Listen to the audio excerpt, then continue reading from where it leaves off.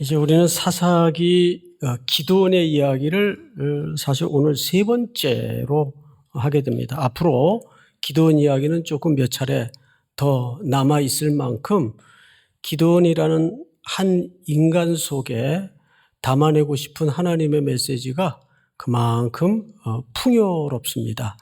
그 모든 하나님의 표정을, 얼굴을 말씀을 통해서 만나는 여러분들이 될 수 있기를 축복합니다. 우리 오늘 32절이 첫 절인데요. 앞에 31절을 한번 좀 읽고 지나갑시다. 31절 제가 읽겠습니다.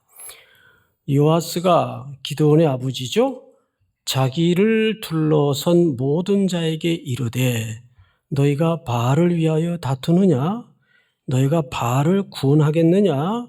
그를 위하여 다투는 자는 아침까지 죽임을 당하리라. 바알이 과연 신일진데 그의 제단을 파괴하였은즉 그가 자신을 위해 다툴 것이니라 하니라. 오늘 이야기에 아주 중요한 배경이 됩니다. 기드온은 포도주 짜는 틀 안에 숨어서 이제 얼마 남지 않은 곡식마저 빼앗길세라 거기서 밀타작을 하고 있다가 하나님께 소명을 받습니다. 그런데 그는 거절하죠, 사실상. 그러나 하나님의 강력한 인도로 역사의 전면에 부득이 원치 않은 시간에 나서게 되죠. 그럼에도 불구하고 그는 두려워서, 무서워서 그걸 백주대낮의 명령을 행하지 못하고 밤에 마을에서 섬기는 주신, 가나안 종교의 절대적인 신이죠. 바알과 그 안에 격인 아세라 목상을 다 파괴시켜 버립니다. 새날이 밝았어요. 마을 사람들이 깜짝 놀랍니다. 이게 무슨 일이냐? 어느 놈이 이런 짓을 했느냐? 탐문하고 추적해 보니까 그래도 이 공동체 안에서 가장 바알에 대해서 섬기는데 주도적 역할을 했던 요아스의 아들 기드온이 이 짓을 했다는 게 밝혀졌어요. 그래서 기드온을 잡아서 죽이기 위해 기드온 집 앞으로 몰려든 겁니다. 요아스의 집 앞으로 몰려들었죠. 방금 읽었던 31절은 지난주 결론처럼 다루었다시피 이 요아스의 발언은 굉장히 모호성을 갖고 있다. 기억나시죠? 기억하셔야 돼요. 어떤 측면에서 모호성을 갖고 있는가 하면 첫째, 이게 하룻밤 사이에 이 아버지가 개종을 했는가? 그렇진 않은 것 같아요. 그러면 아들이 어쨌건 위기에 처해 있으니까 부성애적 변호인가? 이것도 아니라면 또 하나는 그의 공동체의 입지의 실익을 위해서 나선 것인가? 어디에도 이 정확한 동기에 대해서 설명이 없어요. 그래서 모호하다라는 표현을 썼습니다. 그래서 우리는 왜 그랬을까? 그 아버지가 여기에 몰두할 것이 아니라 한 단계 높은 차원에서 하나님의 섭리적 시각을 갖고 있어야 됩니다. 그럼에도 불구하고 하나님은 자기 백성을 구원하기 위해서 일하고 계시구나.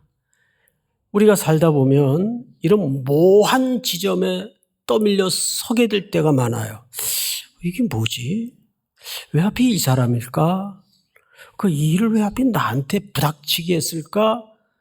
잘 설명이 안 되고 선뜻 이해도 안 되고 모호해질 때가 많아요. 그렇지만 더 중요한 것은 그 해답을 명징하게 알 수 없더라도 그 모호성 속에서 누구는 일하신다. 하나님은 자기 백성을 위해서 일하시는 분이심을 믿으셔야 합니다. 믿습니까? 왜? 역사의 주권과 우리 인생의 주인이 그분 손에 있기 때문에. 자, 그러면 오늘 본문 첫 절인 32절을 한번 볼까요? 그날에 기드온을 여룻바알이라 불렀으니 이는 그가 바알의 제단을 파괴하였으므로 바알이 그와 더불어 다툴 것이라 함이었더라. 이 말은 기드온에게 새 이름이 붙여집니다. 근데 그 이름이 여룻바알이에요. 뜻을 풀어놓았죠. 성경이 바알이 기드온과 다툴 것이다. 그러니까 기드온의 입장에서는 졸지에 의도하지 않은 건데 아이러니죠. 바알하고 다투는 자가 돼버렸어요. 새 별명이 붙은 거예요. 근데 참 놀랍게도 우리 인생이 내가 의도하지 않았는데 갑자기 역사의 전면에 떠밀려서 전사가 될 때도 있고 또 내가 원치 않았던 역할을 맡아야 될 때도 있고 근데 이것이 사실은 남의 얘기가 아니고 우리가 일터에서 일상에서 조직의 한 일원으로서 매일 부딪혀질 수가 있어요. 그래서 우리는 하나님의 뜻에 밀착해서 기도 가운데 하나님의 지혜를 구하는 것이 얼마나 중요한지 몰라요. 그 기드온같이 소심한 사람이 갑자기 여룻바알과 다투는 전사가 되어버렸어요. 근데 여기서 또 하나 우리가 놓치지 말아야 될 성경에는 기록되지 않은 중요한 성경보다 성경에서 더 큰 개념이 감춰져 있는데 여러분 항상 우리는 나라와 나라 간의 전쟁이라는 전선에 서 있다는 것을 잊어서는 안 됩니다. 때로는 우리가 아주 이게 나한테 손해가 될까 이익이 될까 이러면 망할까 흥할까 내 인생길에 아주 조부러운 실리 이익 앞에 끙끙거리고 전전긍긍 할 때라도 우리는 항상 어떤 시선을 놓아서는 안 되냐 하면 이것이 하나님의 나라의 영역과 악한 영의 세력과의 전선의 일부분이라는 것을 놓쳐서는 안 됩니다. 믿습니까? 그러니까 여룻바알이 되어버렸어요. 근데 이 별명이 놀랍게도 기드온이 만들어 가진 별명이 아니고 그 마을 사람들이 붙여준 이름이에요. 여룻바알이라 하라. 그러니까 이 사람들이 이 별명을 기드온에게 왜 붙였겠습니까?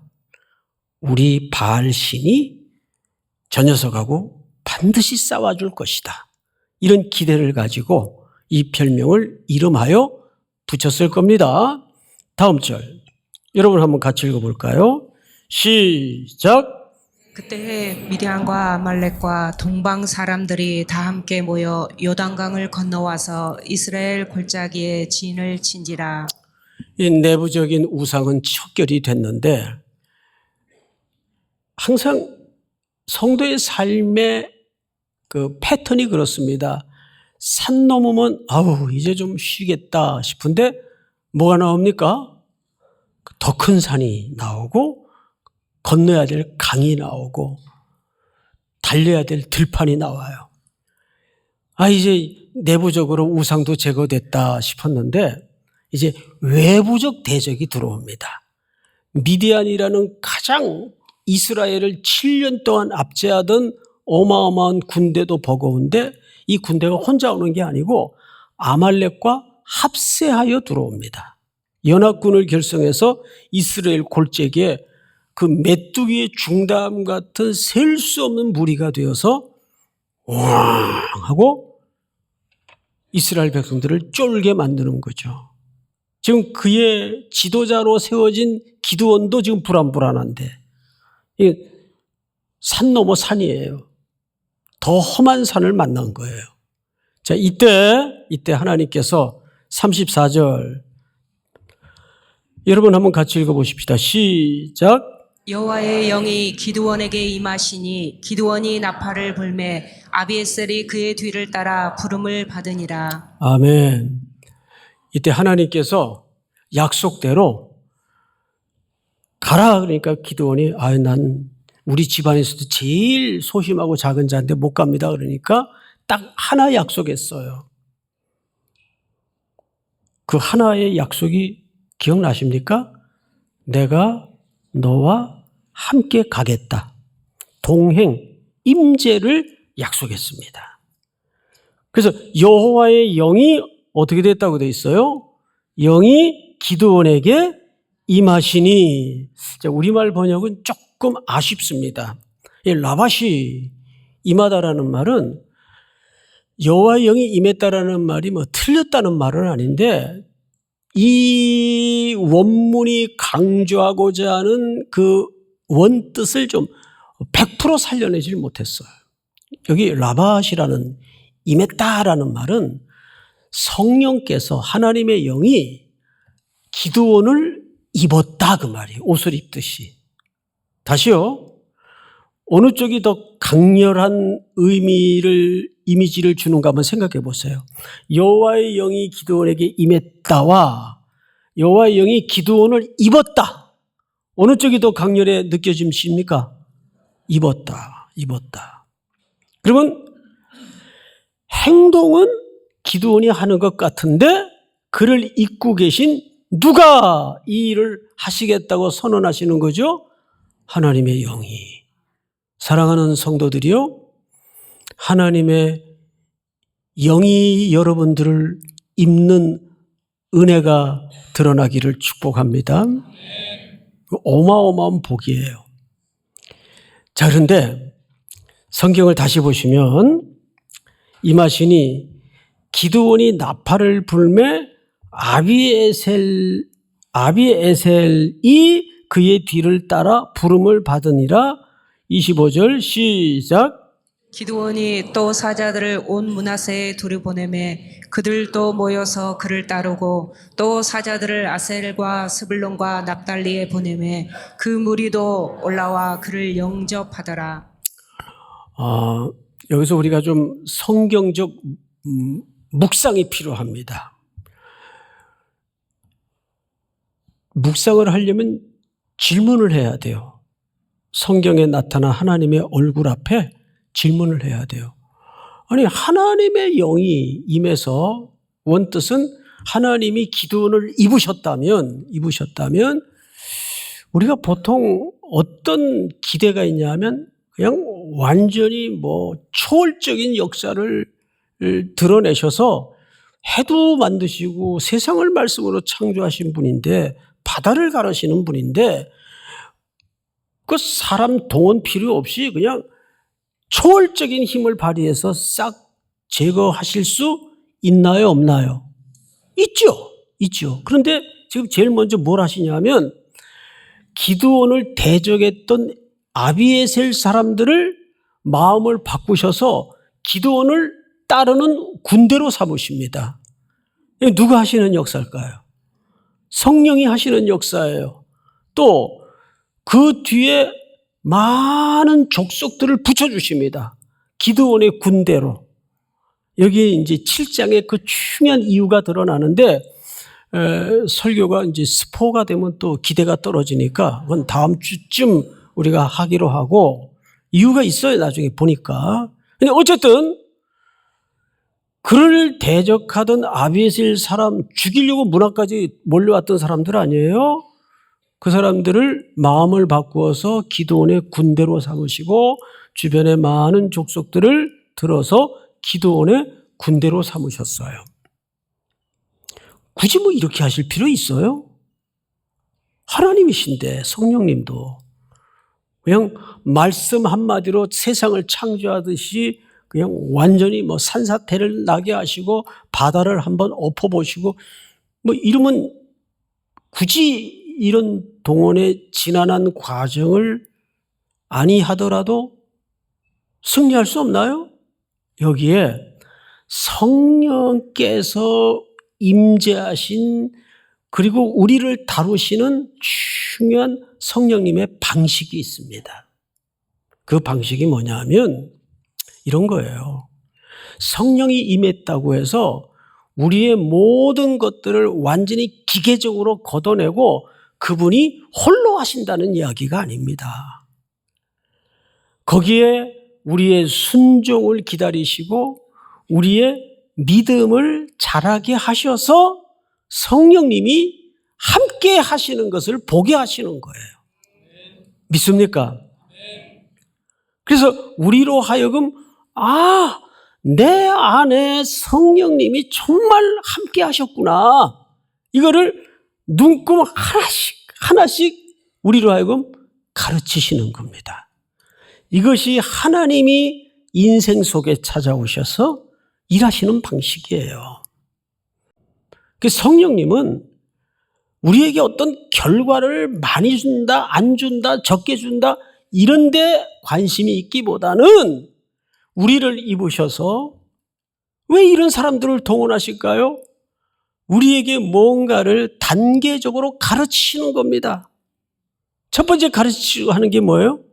내가 너와 함께 하겠다는 약속이 무슨 뜻인지를 말씀을 한 숟가락씩 실질적으로 살이 되고 피가 되고 뼈가 되도록 가르쳐 가시는 거예요. 성장을 시키시는 겁니다. 믿습니까? 성경을 다시 보시면 이렇게 되어 있죠. 36절을 보시면 기드온이 하나님께 여쭈어 주께서 이미 말씀하신 같이 내 손으로 이스라엘을 구원하시려거든 보소서 내가 양털 한 뭉치를 타작마당에 두리니 만일 이슬이 양털에만 있고 주변 땅은 마르면 주께서 이미 말씀하신 같이 내 손으로 이스라엘을 구원하실 줄을 내가 알겠나이다 하였더니 참 사람은 너나 할 것 없이 굉장해요. 이렇게까지 하시는데도 기드온은 끝까지 마음속에 인간의 연약함 때문에 불신과 두려움으로 못 믿겠는 거예요. 하나님의 약속을, 말씀을. 그래서 기드온은 증표를 요구합니다. 하나님, 정말 주님이 약속하신 말씀이 사실이라면 증표 하나만 저로 하여금 확인케 해 주십시오. 타작마당에 이렇게 양털 한 뭉치를 놓을 테니까 밤새 이슬이 내리거들랑 요 양털만 젖고 주변 땅은 안 젖도록 기적을 보여주십시오. 근데 하나님이 해요, 안 해요? 하세요. 자, 여기에 우리는 좀 생각해야 될 과제가 있습니다. 자, 묻습니다. 이것도 믿음입니까? 불신입니까? 이것도 믿음이에요. 왜? 치열하게 하나님의 자녀니까 확실히 파고 들어가서 확인하고 싶은 욕구가 있는 겁니다. 이걸 단순히 불신앙이라고만 매도해서는 안 돼요. 이것도 믿음이에요. 이 약한, 부족한, 불안한 믿음을 그럼에도 불구하고 하나님은 어떻게 하세요? 맞추어 주시는 거예요. 그래서 하나님이 어떻게 하셨는가 보십시다. 38절 그대로 된지라.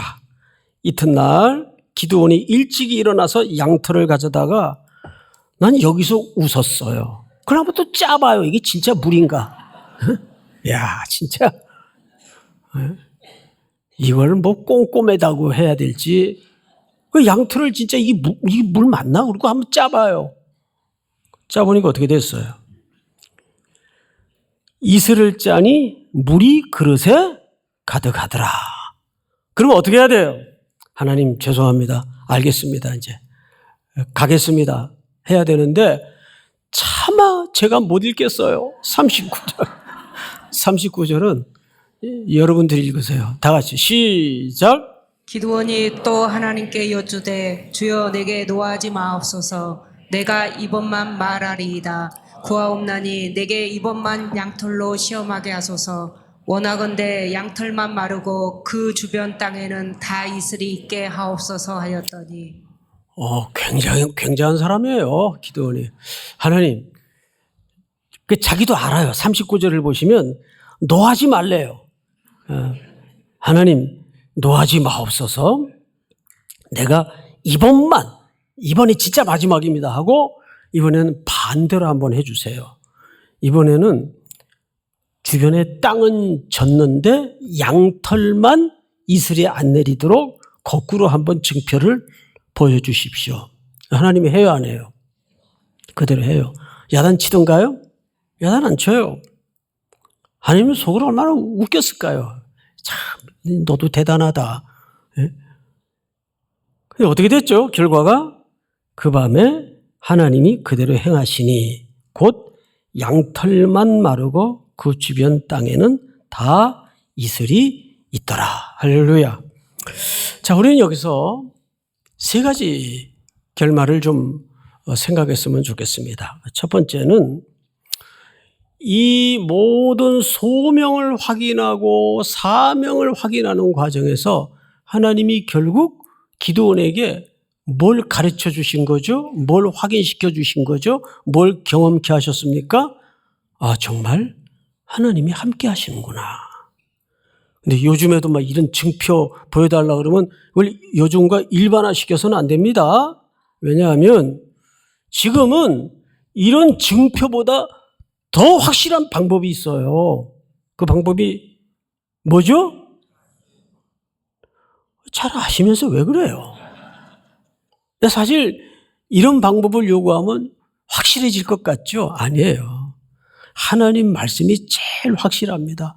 완성된 계시가 있는데 그런 요구가 필요 없죠. 그래서 이걸 일반화시켜서는 안 됩니다.